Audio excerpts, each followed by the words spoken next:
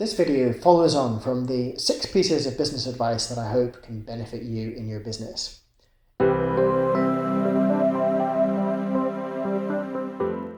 It's all about how to do a pre-mortem. To recap, a pre-mortem is an exercise that you do before you do a big project to try to improve the chance that it will succeed.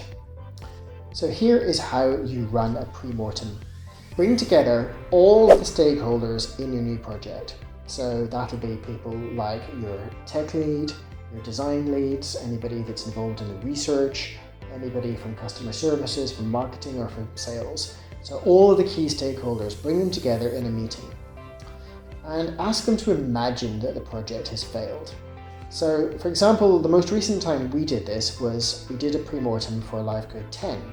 Which is one of the largest new projects that we've done, or certainly one of the biggest projects we've taken on in many, many years.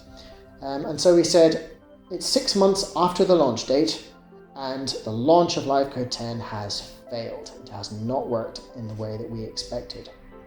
Tell me why. So you're asking everybody in the room to brainstorm. You're going to get input from people who say, maybe the product design wasn't good enough, maybe the user experience wasn't clear enough, right through to, the marketing communication wasn't clear, or all kinds of different reasons that will come together. So that's the first step. Brainstorm, you list all of the issues, and now you have a list to go through. So the second step, you then want to run through that list still in your group, and you get each person to tell you what their issue was, and everybody discusses it as a group. So are we missing anything? Do we think that's a likely problem? Do we think that there's some other way that this could impact things? So everybody's clear about what all of the various different risks are. So one of the risks that we identified for LiveCode 10, for example, was, we're producing all of these new objects, but what if they're too clunky and hard to use? It's kind of, to paraphrase that, it's a bit like saying, we didn't walk in the shoes of the user, for 100 miles before we shipped. We didn't really understand, the user requirements. So we make a big list of all of these issues.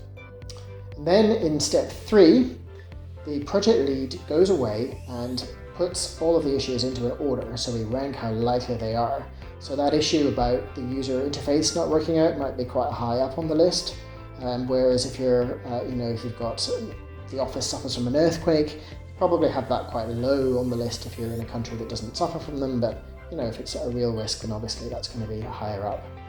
You then put somebody's name next to each item. So if it's to do with the marketing, you put somebody on the marketing team next to it. If it's to do with the product development, you put the person responsible next to it there.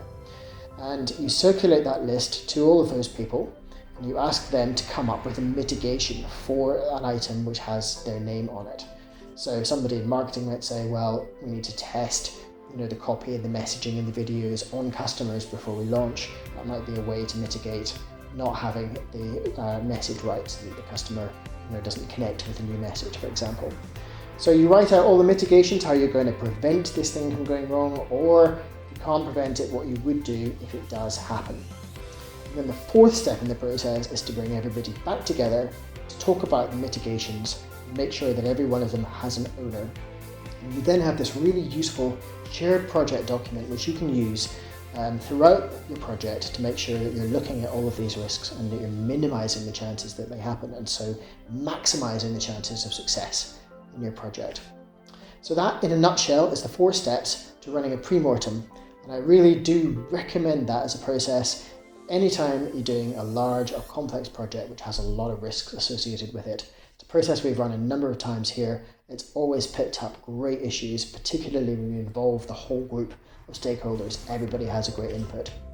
So try it out, let me know how you get on, and feel free to post any feedback below. Thanks for listening, and I'll see you next time.